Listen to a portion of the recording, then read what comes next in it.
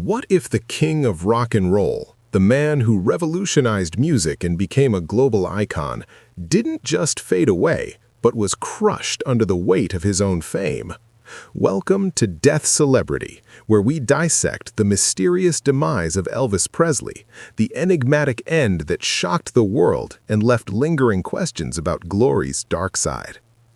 Elvis Aaron Presley, born in 1935 in Tupelo, Mississippi, rose from humble beginnings to unparalleled stardom.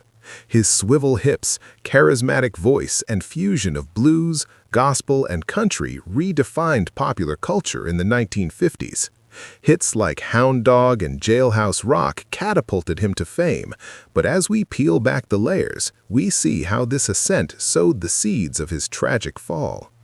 By the 1970s, Elvis was a shell of his former self, bloated, exhausted, and trapped in a grueling schedule of Las Vegas residencies and tours. The media portrayed him as invincible, yet behind the sequined jumpsuits lurked a man battling prescription drug addiction, prescribed by doctors who enabled his dependencies under the guise of medical necessity. Was this negligence, or a symptom of fame's insidious pressure? Delving deeper, the psychology of fame reveals a brutal truth. Celebrities like Elvis often grapple with isolation and identity loss. Psychologists term it celebrity worship syndrome for fans, but for the stars themselves, it's a vortex of adulation that erodes mental health. Elvis's manager, Colonel Tom Parker, exploited him relentlessly, prioritizing profits over well-being, turning the king into a commodity. This media-fueled machine amplified his image while ignoring his pleas for rest. On August 16, 1977, at his Graceland mansion, Elvis was found unresponsive, officially ruled as cardiac arrhythmia.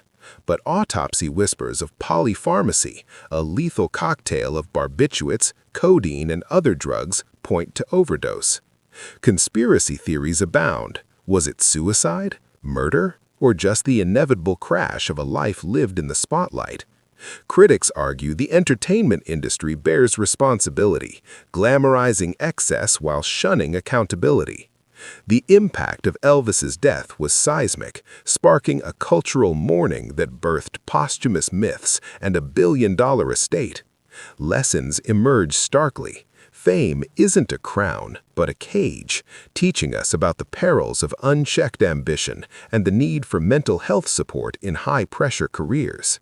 Media pressure distorted reality, pressuring Elvis to maintain an unattainable persona, leading to self-medication and alienation. Educationally, his story critiques the pharmacology of the era, where doctors overprescribed to appease stars, highlighting ethical lapses in healthcare. Yet his legacy endures, innovating rock music, breaking racial barriers in the South, and inspiring generations. But at what cost? As we reflect, Elvis's mysterious death isn't just a tabloid tale, it's a cautionary narrative on how society devours its idols.